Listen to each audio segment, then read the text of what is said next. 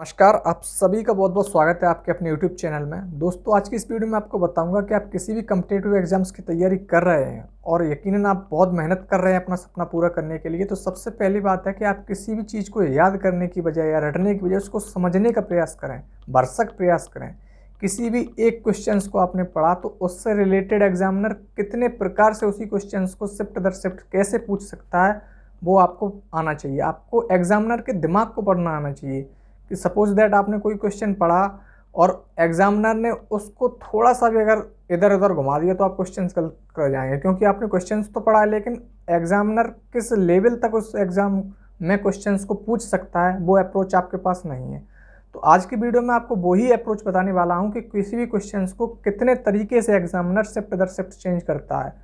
अगर वो अप्रोच आपके पास है तो निश्चय ही आपका सिलेक्शन हो जाएगा। तो बने रहिए वीडियो में, अंत तक जरूर देखिए।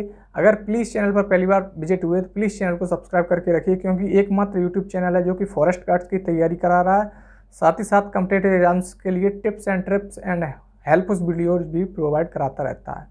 तो आइए एक एक क्वेश्चन को अपन बारीकी से समझेंगे और यकीनन आप खुद से ये डिफाइन कर पाएंगे मेरी वीडियो देखने के बाद कि आपकी अप्रोच अब क्वेश्चंस को करने की कितनी बढ़ गई है। तो सबसे पहले बात करेंगे कि हिंदी से रिलेटेड कुछ क्वेश्चंस जो एग्जामिनर किस प्रकार से घुमाकर पूछ सकता है। सबसे पहले आप सब जानते हैं कि हिंदी में जो स्पर्श व्यंजन होते हैं वो का यानी कि का कबूतर से शुरू होकर माँ मछली तक जितने भी वर्ड आते हैं वो स्पर्श व्यंजन के अंतर्गत आते हैं। अब स्पर्श व्यंजन में भी 5 वर्ग होते हैं कचट तक, तो 5 वर्ग में 25 स्पर्श व्यंजन टोटल होते हैं। लेकिन एग्जामिनर आपसे कभी ये नहीं पूछेगा कि स्पर्श व्यंजन की संख्या कितनी होती है, क्योंकि अधिकांशतः बच्चा जो कॉम्पिटिटिव एग्जाम्स की तैयारी कर रहा है उन सबको पता होता है कि स्पर्श व्यंजन की कितनी संख्या होती है, तो वो सब बता देंगे कि 25 होती है। या फिर वो एग्जामिनर क्वेश्चंस को इस प्रकार जरूर पूछ सकता है कि स्पर्श व्यंजन की संख्या जो 25 होती है वो किस वर्ड से और किस वर्ड तक होती है। तो का कबूतर से शुरुआत होती है, माँ मछली तक जितने भी व्यंजन या शब्द आते हैं वो सब स्पर्श व्यंजन के अंतर्गत ही आते हैं। लेकिन आपसे एग्जामिनर क्या पूछेगा, पिछले साल आपने देखा होगा कि जो बच्चे वनरक्षक की तैयारी कर रहे हैं कि उसमें पूछा गया था कि हा वर्ड को यानी हा हल में जो हा वर्ड है उसको और भी किस नाम से जानते हैं। तो लूसेंट्स वगैरह में दे रखा था, लेकिन जो बच्चा अपनी अप्रोच लेकर तैयारी कर रहा था वो नहीं जानता था कि फॉरेस्ट गार्ड में इस क्वेश्चन को इस तरीके से भी पूछ लिया जाएगा। तो उसमें पूछा गया था और ऑप्शंस में आपका था काकल्य वर्ड के नाम से। तो बहुत से अभ्यर्थियों का ये क्वेश्चन गलत हुआ था, क्योंकि उन्होंने अप्रोच इस प्रकार सोची ही नहीं थी कि एग्जामिनर क्वेश्चंस को किस लेवल तक ले जा सकता है। तो ऐसे ही जैसे कि हा वर्ड को और किस नाम से जानते हैं, या हमारी टीम के द्वारा बनाए हुए नोट्स हैं जिसके तहत टीम और कुछ एक्सपर्ट के द्वारा बनाए हुए कंटेंट है जिसमें एग्जामिनर की अप्रोच को परखा गया है, रखा गया है, उसके आधार पर क्वेश्चंस को टर्न ओवर किया गया है। तो उसके लिए मैंने आपको एक डेमो के तौर पे दिखा रहा हूँ। अगर आपको पसंद आए तो प्लीज़ वीडियो को लाइक और चैनल को सब्सक्राइब करिए, क्योंकि यही नोट्स मैं आपको दूंगा जिसके तहत आप एग्जामिनर की हर अप्रोच को सुनने का प्रयास करेंगे और सिलेक्शन के नज़दीक पहुँचने के बाद आपको ये खुद से डिफाइन कर पाएंगे कि हाँ मेरा सिलेक्शन अब हो जाएगा, जब आप प्रैक्टिस सेट लगाना स्टार्ट करेंगे। तो हा वर्ड को और भी दूसरे किस नाम से जानते हैं। अब आपको ऑप्शंस में वो देखिए किस प्रकार ऑप्शन रखता है। एग्जामिनर जो ऑप्शंस रखता है वो यही सोच कर रखता है कि बच्चा कंफ्यूज हो, क्वेश्चंस को गलत कर दे, लेकिन आपको ऐसा नहीं करना है। एग्जामिनर की हर अप्रोच को आपको छूने का प्रयास करना है। काकल्य वर्ड आप सब जानते हैं कि हा को काकल्य वर्ड के नाम से जानते हैं, तो पहला ऑप्शन आप, कई बच्चे तो ऐसे होते हैं कि एग्जामिनर के द्वारा जो 4 ऑप्शन दिए जाते हैं अगर उन्हें क्वेश्चन का आंसर पता है तो पहले ही ऑप्शन दे के टिक कर देते हैं, जबकि एग्जामिनर ने ऑप्शन को किस हिसाब से प्रोवाइड किया है आपके लिए उन्हें पढ़िए, उसके बाद टिक करिए। तो इसमें काकल्य वर्ड बच्चे ने देखा तुरंत टिक कर देगा, निकल लेगा, क्वेश्चन हो गया गलत, क्योंकि उसने एग्जामिनर के द्वारा दिए हुए ऑप्शंस को नहीं पढ़ा है। अगला वर्ड आता है बोध वर्ड। अब हा को बोध वर्ड के नाम से जानते हैं कि नहीं जानते, ये बच्चे काफ़ी कन्फ्यूजन में होंगे। और उसने अगला ऑप्शन दे दिया अलीजिब्या। अब तो बच्चे कन्फ्यूज हो गए कि हा को मैंने सर कहीं अभी तक कितनी बुकें पढ़ी हैं जो हिंदी की, उसमें कहाँ ऐसा तो नहीं लिखा कि हा को बोध वर्ड या अलीजिब्या के नाम से भी जानते हैं। काकल्य वर्ड तो सर वनरक्षक में पिछली बार भी पूछा गया और लूसेंट की जो ग्रामर है हिंदी की उसमें भी बताया गया, तो उन्होंने पहला ऑप्शन टिक कर दिया। एग्जामिनर ने जो लास्ट ऑप्शन रखा उसने रखा है ABC तीनों। तो बच्चे की अप्रोच यहाँ तक कभी नहीं पहुँच सकती कि ABC तीनों हो सकते हैं, क्योंकि उन्हें एक बुक उन्होंने हिंदी की पढ़ी है और उसमें ऐसा नहीं है कि एक बुक से ही तैयारी कंप्लीट हो जाती। जो बच्चे वाकई में सिलेक्शन लेते हैं, कई बुक्स का एनालिसिस करते हैं। तो आपको भी मैंने सजेशन यही दिया है कि आप कई बुक्स का एनालिसिस करें। ऐसा नहीं है कि हर बुक के हर पेज को आप रट सकते हैं, लेकिन हर बुक के हर पेज से हर तरीके से किस लेवल तक का एग्जामिनर पूछ सकता है, वो लेवल हर बुक में अलग अलग तरीके से दिया गया है। तो कृपया करके आप जो 250 या 300 रुपये का नेट कराते हैं यार, बाहर बाज़ार में कपड़े में जो खर्चा कर देते हैं, और 250-300 रुपये में एक अच्छी किताब 2 से 3 हिंदी ग्रामर की ले लीजिए और उनके ऊपर काम करिए। प्रैक्टिस सेट लगाने से पहले उन बुक्स को रट लीजिए एक तरीके से, जो क्वेश्चंस आने वाले लायक हैं, और समझिए कि एग्जामिनर किस अप्रोच तक इनसे क्वेश्चंस बना सकता है। तो इसको हावर्ड को और दूसरे किस नाम से जानते हैं, आपको स्क्रीन पर ये क्वेश्चन दिख रहा होगा, काकल्यवाड़, बोधवाड़, अलीजिब्या, ABC तीनों। तो कई बच्चे तो ऐसे होंगे जो काकल्यवाड़ को लगाएंगे, क्योंकि वनरक्षक में पूछा हुआ क्वेश्चन है तो उनके दिमाग में यही है। लेकिन मैं आपको बता दूं कि हावर्ड को काकल्यवाड़, बोधवाड़ और अलीजिब्या तीनों के नाम से जानते हैं, इसलिए आपका ऑप्शन होगा डी, यानी कि ABC तीनों। अब यही क्वेश्चंस एग्जामिनर ने क्या किया, शिफ्ट हो गई चेंज, यानी ये सुबह की शिफ्ट में पूछ लिया, अब शाम की शिफ्ट आई या दोपहर की शिफ्ट आई, अब वो किस प्रकार से इस क्वेश्चन को घुमा सकता है। हा वर्ड स्पर्श व्यंजन के किस वर्ग से उच्चारित होता है। देखिए क्वेश्चन वही है, लेकिन शिफ्ट दर कैसे चेंज हुआ। हा वर्ड स्पर्श व्यंजन के किस वर्ग से उच्चारित होता है। ऑप्शन है कंठ प्लस तालु, ऑप्शन है कंठ प्लस ओष्ठ, ऑप्शन सी दिया उसने कंठ, और ऑप्शन डी दिया उसने तालु। कई बच्चे ऐसे होंगे जो कि इस क्वेश्चन को लेकर भ्रमित रहेंगे, हो सकता है कि वो अटैम्प्ट ही ना करें, या फिर अटैम्प्ट करें तो गलत अटैम्प्ट कर दें, क्योंकि क्वेश्चन वही है, आपने पढ़ा है, लेकिन एग्जामिनर ने उसकी भाषा को कैसे चेंज किया है उसको समझना बहुत ज़रूरी है। क्योंकि हा वर्ड आप सब जानते हैं स्पर्श व्यंजन के ही अंतर्गत आता है। उसने क्या पूछा, हा वर्ड स्पर्श व्यंजन के किस वर्ग से उच्चारित होता है, तो कंठ वर्ग जो है कंठ वर्ग से उच्चारित होता है। तो इसका ऑप्शन आपको सी टिक करना होगा, यानी कंठ से। अब तीसरी शिफ्ट आई, एग्जामिनर को यही क्वेश्चन तीसरी शिफ्ट में कैसे आपसे पूछ सकता है, कैसे भाषा में चेंज लाता है, जिसके अंतर्गत क्वेश्चंस अधिकांश बच्चा जो होता है तैयारी करने वाला, जो रट के जाता है सर क्वेश्चंस को, वो गलत कर लेता है। लेकिन जो बच्चा समझ के जाता है कि किस तरीके से लैंग्वेज में चेंज होगा, उसके तहत आप क्वेश्चंस गलत ना करें, यह अप्रोच आपको सिलेक्शन दिलाती है। तीसरी शिफ्ट में यही क्वेश्चन उसने क्या पूछा, हा वर्ड को अगर आप कंठ से उच्चारित करते हैं तो उसके लिए संकेत सूत्र कौन सा होगा। हिंदी वर्णमाला की जो तैयारी कर रहे हैं और उनके पास सिर्फ और सिर्फ लूसेंट की बुक है, उसके तहत आपका पहला क्वेश्चन तो ठीक होगा कि काकल्यवाड़ के नाम से याद थे। बाकी जो दूसरी और तीसरी शिफ्ट में उन्होंने भाषा चेंज की है, उसके तहत आपके लूसेंट से ये क्वेश्चन बनने वाला नहीं है। इसलिए मैं फिर से कह रहा हूँ, मैं तो आपको नोट्स दूंगा, और मेरे द्वारा जो नोट्स दिए जाएंगे अधिकांशतः आप हिंदी में 80 में से जो बच्चे वनरक्षक या पुलिस की या कोई भी तैयारी कर रहे हैं, अगर पुलिस के लिए आप तैयारी कर रहे हैं तो आपको किसी भी बुक को भी परचेज करने की आवश्यकता नहीं है। मेरे नोट्स से जैसा आप क्वेश्चन पढ़ के जाएंगे अकॉर्डिंग टू एग्जामिनर, वैसा ही क्वेश्चन आपको एग्जाम हॉल में देखने को मिलेगा, ये मैं गारंटी देता हूँ इस बात की। लेकिन आप वनरक्षक की तैयारी कर रहे हैं तो थोड़ा वनरक्षक का जो एग्ज़ाम होता है हिंदी का थोड़ा लेवल टफ रहता है, लेकिन मैं फिर भी गारंटी देता हूँ कि अगर आपने हमारे नोट्स को पढ़ लिया, जैसे कि तैसे क्वेश्चन आपको एग्जाम हॉल में 60 या 65 क्वेश्चन तो डायरेक्ट देखने को मिलेंगे। तो जो तीसरी शिफ्ट में क्वेश्चन उस पूछेगा, हा वर्ड को अगर आप कंठ से उच्चारित करते हैं तो उसके लिए संकेत सूत्र कौन सा होगा। तो देखिए, हर जो स्पर्श व्यंजन में 5 वर्ग हैं, तो हर के लिए एक सूत्र है, मतलब हर वर्ड को कंठ से जो वर्ड उच्चारित किए जाते हैं उसके लिए सूत्र अलग है, तालु से स्पर्श किए जाते हैं उन्हें अलग। तो कंठ के लिए अकु विसर्गी, ये पहला ऑप्शन देगा, फिर इचुएस दूसरा देगा, फिर तीसरा देगा कंठ। अब बच्चे सोच रहे हैं कि कंठ से तो हा वर्ड उच्चारित होता है, हाँ ये ऑप्शन ठीक होगा, उन्होंने टिक कर दिया, और ऑप्शन उसमें डी दे दिया, इनमें से कोई नहीं। देखिए अब एग्जामिनर ने इस क्वेश्चन को किस तरीके से बनाया है कि बच्चे कन्फ्यूजन में अटैम्प्ट ही ना करें, अगर अटैम्प्ट करें तो गलत करें। उसने संकेत सूत्र पूछा है, ना कि ये पूछा है कि हा वर्ड को किस स्पर्श कंठ से उच्चारित करते हैं कि कैसे नहीं। उसने सिर्फ और सिर्फ आपसे सूत्र पूछा है, तो सूत्र के लिए आपको पहले ही ऑप्शन टिक करना होगा, अकुह विसर्ग। तो ये अप्रोच आपको आनी चाहिए। अब जैसे कि अगला जो क्वेश्चन है, कंठ से कुल कितनी ध्वनियाँ उच्चारित की जाती हैं। अगर कोई एग्ज़ाम 4 शिफ्ट में कंडक्ट हो रहा है तो चौथी शिफ्ट में उसने इसी क्वेश्चन को किस लैंग्वेज में कन्वर्ट कर दिया। ये देखिए आप कि कंठ से कुल कितनी ध्वनियाँ उच्चारित की जाती हैं। अब बच्चे तो सोच रहे होंगे कि कंठ से कचड़ता 5 वर्ग हैं, 25 1 में 5 आते हैं, सर 5 होगा ऑप्शन। और देखिए एग्जामिनर ने भी ऑप्शन वही रखा। ऑप्शन ए उसने रखा 9, option B 5, option C 4, option D 7। बच्चे ने देखा कि 5 ऑप्शन है, टिक कर दो। लेकिन अगर आपको सूत्र भी याद है अकू विसर्गी, तब भी आप सही करेंगे क्वेश्चंस को। यदि आपने डीपली इस क्वेश्चंस की तैयारी की है तब भी आप सही करेंगे, क्योंकि कंठ से कुल 9 ध्वनियाँ उच्चारित होती हैं। 5 तो वो हो गई, एक विसर्ग प्लस आ प्लस बड़ा और प्लस हा, तो 4, ये 5 4 9 ध्वनियाँ कंठ से उच्चारित की जाती हैं। इसलिए डीप पढ़ें। ऐसे ही क्वेश्चंस को मैंने क्यों बनाया है, क्योंकि एग्जामिनर क्वेश्चंस को जब घुमाए तो बच्चे जो मेरे नोट से तैयारी कर रहे हैं उनको अलग से अप्रोच लगानी ही नहीं है, क्योंकि कितना भी घुमाएगा इससे ज़्यादा क्वेश्चन घुमा ही नहीं सकता वो। अब अगला क्वेश्चन है कि एग्जामिनर शायद मान के चलिए, वैसे तो एक दिन में 4 ही शिफ्ट लगती हैं, हो सकता है कि नेक्स्ट दिन वो यही क्वेश्चंस को किस प्रकार फिर से घुमा सकता है।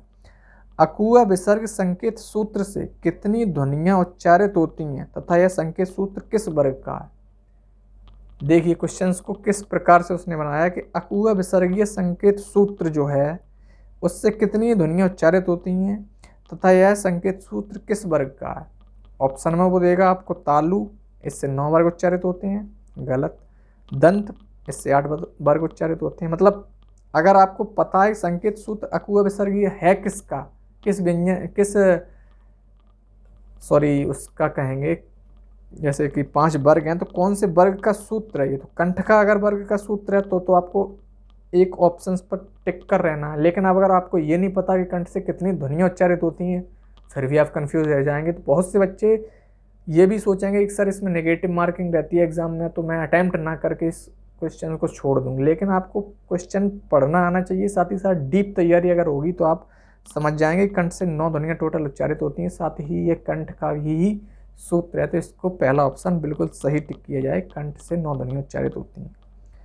अब जैसे कि यूपी जीके से रिलेटेड एग्जामिनर शिफ्ट दर शिफ्ट एग्जाम में कैसे क्वेश्चंस को हाई या लो लेवल से या हाई से लो कैसे कन्वर्ट करता है, देखिए। उत्तर प्रदेश का नाम 1836 में क्या था।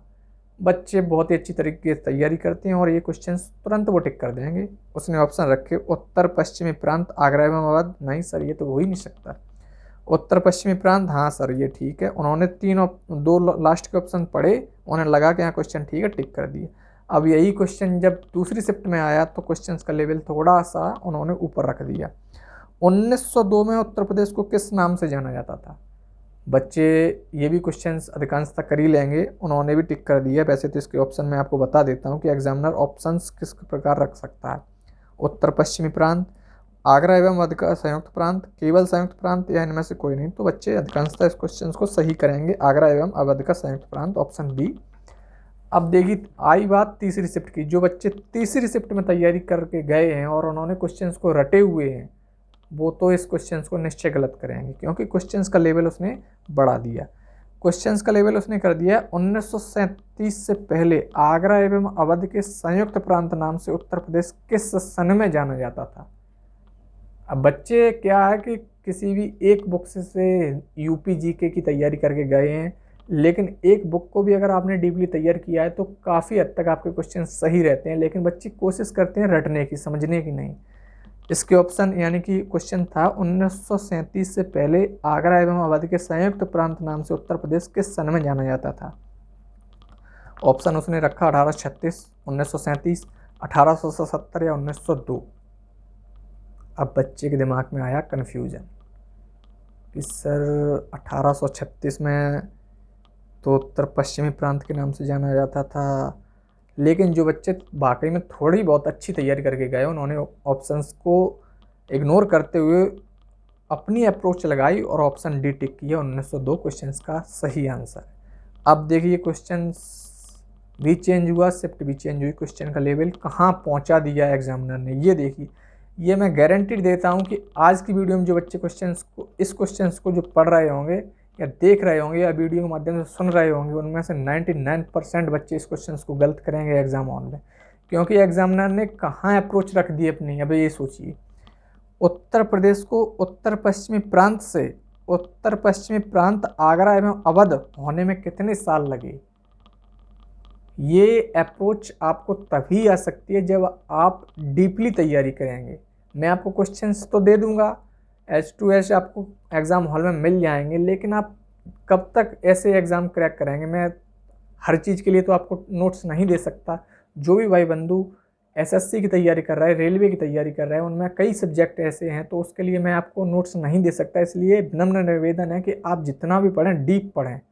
दिन में 1 पेज पढ़ें, लेकिन कोशिश करें वो 1 पेज जो आपने पढ़ा है उससे एग्जामिनर कितने भी तरह से क्वेश्चन को पूछे, क्वेश्चन गलत होने के नाम मात्र चांस रहने चाहिए। तो उसने क्वेश्चन क्या पूछा, उत्तर प्रदेश को उत्तर पश्चिमी प्रांत आगरा एवं अवध होने में कितने साल लगे। ऑप्शंस देखिए आप, 41 साल, 40 साल, 42 साल या 10 साल।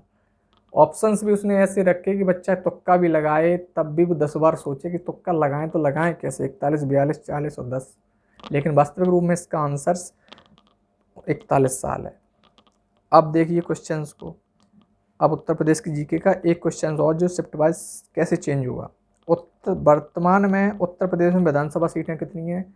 बच्चे तुरंत लगाएंगे 403। ऑप्शंस भी नहीं देखेंगे, जबकि ऑप्शंस देखने की ऐसे क्वेश्चंस में तो आवश्यकता है ही नहीं, लेकिन एक बार फिर भी आप ऑप्शन जरूर देखें। मेरा कहना यही है कि ऑप्शन आपको पता है 403 विधानसभा सीटें हैं, हो सकता है वो 404 रख दे ऑप्शंस में, तो 404 से एक एंग्लो इंडियन की सीट भी जुड़ती है, तो फिर आपको यही टिक करना होगा। इसलिए वैसे ऐसे करेगा नहीं, लेकिन आपको ऑप्शन से एक बार फिर से देखने होंगे। तो 403 इसका ऑप्शन राइट होगा। अब देखिए शिफ्ट हुई चेंज, क्वेश्चन हुआ हार्ड। वर्तमान में उत्तर प्रदेश में 403 विधानसभा सीटें हैं। जब यूपी से उत्तराखंड अलग नहीं हुआ था उस समय विधानसभा की सीटें उत्तर प्रदेश में कितनी थीं। यानी कि वर्तमान में जो उत्तर प्रदेश में 403 विधानसभा सीटें हैं, उस समय की बात पूछ रहा है। जब उत्तराखंड यूपी से अलग नहीं हुआ था उस समय विधानसभा की सीटें कितनी थीं। तो ये बच्चा क्वेश्चन, जो बच्चा रट के गया है वो क्वेश्चंस गलत करेगा, लेकिन वास्तविक रूप में जिसने तैयारी अच्छी की है और बाकी में सीरियस तैयारी कर रहा है, प्रैक्टिस सेट भी लगा रहा है, वो क्वेश्चन ये कर लेगा। तो इसका ऑप्शंस आपको देगा वो 424, 425, 421 या 403।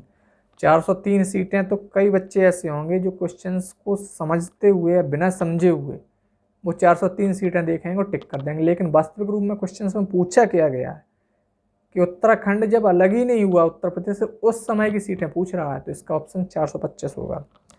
अब देखिए इस क्वेश्चन शिफ्ट हुई चेंज, क्वेश्चन हुआ हार्ड। किस वर्ष उत्तर प्रदेश में 425 विधानसभा सीटों से 403 रह गई। यानी कि बात उसने की है कि उत्तराखंड यूपी से किस वर्ष अलग हुआ। तो इसका ऑप्शंस देखिए, 9 नवंबर 2000, 8 नवंबर 2000, 7 नवंबर 2000 या इनमें से कोई नहीं। तो उत्तराखंड यूपी से किस वर्ष अलग हुआ, 9 नवंबर 2000।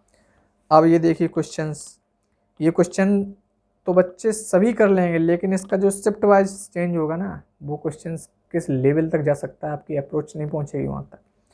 राज्य के प्रथम मुख्यमंत्री कौन थे। सुचेता कृपलानी, अखिलेश यादव, पंडित गोविंद बल्लभ पंत या चौधरी नारायण सिंह। बच्चे तुरंत टिक करेंगे ऑप्शन सी, पंडित गोविंद बल्लभ पंत, क्योंकि इतना तो सभी पढ़ के गए हैं यूपी जीएस के, वो कर सकते हैं। लेकिन शिफ्ट हुई चेंज, क्वेश्चन हुआ हार्ड। यूपी के पहले सीएम गोविंद बल्लभ पंत किस तिथि से किस तिथि तक बने रहे पद पर। अब बच्चे के दिमाग में आया कि सर पढ़ के तो आए थे सिर्फ यूपी के पहले सीएम कौन थे, गोविंद बल्लभ पंत, लेकिन उसने तो तिथि पूछ ली, सन पूछ ली, डेट पूछ ली। इतना डीप पेपर तो हार्ड होगा। बच्चे घर पे आएंगे या बाहर निकलेंगे, वो पूछेगा कोई कैसा रहा पेपर का लेवल बहुत हार्ड था। जबकि सुबह की शिफ्ट का यही क्वेश्चन बच्चे कहेंगे पेपर तो सिंपल था। क्योंकि हार्ड हुआ कैसे, क्योंकि आपने तैयारी को ओरली कर रखा था, ऊपर ऊपर से पढ़ लिया, जबकि क्वेश्चन उसको पूछ लिए उसने डीप। इसीलिए कितना भी पढ़ें क्वेश्चन एक ही है, उसको कितनी तरीके से किस अप्रोच तक बनाया जा सकता है, खुद से माइंड से बनाएं। क्योंकि ये क्वेश्चंस हमारी टीम या हम खुद जो बनाते हैं वो प्रीवियस ईयर में किस तरीके से एग्जामिनर पूछा है, फिर और भी पूछने के कितने चांस बन सकते हैं, वो सारे अप्रोचेस में लगाई गई हैं। अगला तो इसका ऑप्शंस को देगा कि 3 अप्रैल 1947 से 5 मई 1955, या फिर 1 अप्रैल 1946 से 27 दिसंबर 1954, या फिर ऑप्शन सी देगा 1 अप्रैल 1947 से 27 दिसंबर 1955, या फिर इनमें से कोई नहीं। तो ऑप्शन आपका बी सही होगा। 1 अप्रैल 1946 से 27 दिसंबर 1954। 2018 में जो वनरक्षक का एग्ज़ाम हुआ था, जो भी प्रिय भाई बंधु वनरक्षक की तैयारी कर रहे हैं और इस वीडियो को देख रहे हैं, उनका पहले तो मैं दिल से धन्यवाद कहूँगा कि आपने वीडियो में इतना अपना अहम समय दिया है। मैं आपको बता दूं कि यूपी में जो वनरक्षक का एग्ज़ाम 2018 में हुआ था, उन्होंने उस टाइम यूपी के राज्यपाल जो राम नाईक थे, किस तारीख को शपथ ली उन्होंने या किस सन में थे, ऐसे क्वेश्चंस पूछे। यूपी के सीएम जब 2017 में बने थे तो उन्होंने ये तक पूछ लिया था कि किस तिथि को इन्होंने शपथ ली। तो क्वेश्चंस बहुत हार्ड लेवल के पूछे जा रहा है आज के टाइम में। आप सब जानते हैं कंपटीशन का दौर कितना है, और जो लड़का 8 से 9 घंटे पढ़ रहा है और जो बच्चा 4 से 5 घंटे पढ़ रहा है, उनमें कंपटीशन का लेवल बहुत दूर ज़मीन आसमान का फ़र्क है। इसीलिए जो भी वनरक्षक की तैयारी कर रहा है या पुलिस की तैयारी कर रहा है या जेल वार्डन की तैयारी कर रहा है या किसी भी अदर स्टेट के कॉम्पिटिटिव एग्जाम्स की तैयारी कर रहे हैं, सबसे पहले जिस वैकेंसी को आपने टारगेट किया है उसके लिए सिलेबस निकालिए और उस सिलेबस के अनुसार अपनी तैयारी को सुचारू रूप से चलाइए। जब आपका सिलेबस कंप्लीट हो जाए उसके बाद ही प्रैक्टिस सेट लगाएं। अगर ऐसे में आपने तैयारी पूरी नहीं की है और प्रैक्टिस सेट लगाना चालू कर दिया तो आप डिमोटिवेट हो जाएंगे, हताश हो जाएंगे, नर्वस हो जाएंगे और तैयारी अच्छी भली चल रही होगी उसको ब्रेक कर देंगे। क्योंकि कई बच्चे तो ऐसे सोचेंगे मेरे तो सर प्रैक्टिस सेट में नंबर बढ़ ही नहीं रहे हैं तो मेरा सिलेक्शन नहीं होगा। लेकिन बढ़ नहीं रहा, इसकी वजह आपने जानी क्योंकि आपने तैयारी पूरी की ही नहीं है। एक एक टॉपिक को कंप्लीट कीजिए, गहराई से कंप्लीट कीजिए, चाहे ऑफलाइन हो चाहे ऑनलाइन हो। प्रैक्टिस सेट तभी लगाएं जब तैयारी अच्छी हो। फिर देखिए जब आपके 200 में से 170 65 प्लस आते हैं, फिर देखिए दिन भर की खुशी, चेहरे पे मुस्कान, तो वो चीज़ अलग होती है। उसके लिए आपको प्रयत्न करना पड़ेगा। बाकी मैं पूरी कोशिश कर रहा हूँ कि जो भी अभ्यर्थी हमसे जुड़े हुए कॉम्पिटिटिव एग्जाम्स की तैयारी कर रहे हैं, हम उनको हर अप्रोच तक, चाहे वो फिजिकल की, मेडिकल की या फिर परीक्षा से रिलेटेड हो, हर अप्रोच उन्हें दी जाए। इसके तहत वो अपना सिलेक्शन लें और वर्दी का जिनका जुनून है उनका जुनून पूरा हो। एक बार आप वर्दी लगा के तो देखिए, फिर समाज में आप देखिए आपकी इज्जत क्या होती है। अभी आप एक नॉर्मल फॉर्मल पैंट पहन के या जीन्स पहन के निकल जाइए, कुछ नहीं, लेकिन आप जिस दिन वर्दी पहन के गली से निकलेंगे ना, उस दिन आपकी समझ लो तारीफ क्या लेवल की होगी। तो लगे रहिए दोस्त, बहुत जल्दी आपका एग्ज़ाम होने वाला है। वनरक्षक का एग्ज़ाम मैं आपको बता दूं जून लास्ट में निश्चय होने के चांस हैं। सिर्फ और सिर्फ आपके पास 2 मंथ हैं तैयारी के, लगा दो जी जान और झोंक दो अपने आप को। आज तप लो और देखते हैं जब वर्दी लगेगी तो आप सितारों की तरह चमकोगे। तो मिलते हैं दोस्तों नेक्स्ट वीडियो में, तब तक के लिए धन्यवाद। अगर वीडियो अच्छा लगा हो तो प्लीज़ इसे लाइक करिए, चैनल को सब्सक्राइब करके रखिए, क्योंकि इस चैनल पर कॉम्पिटिटिव साथ ही साथ मोटिवेशनल वीडियोस भी आपको प्रोवाइड कराता रहता हूँ ताकि आप नर्वस या हताश ना हो और अपनी तैयारी को ब्रेक ना करें। धन्यवाद दोस्तों।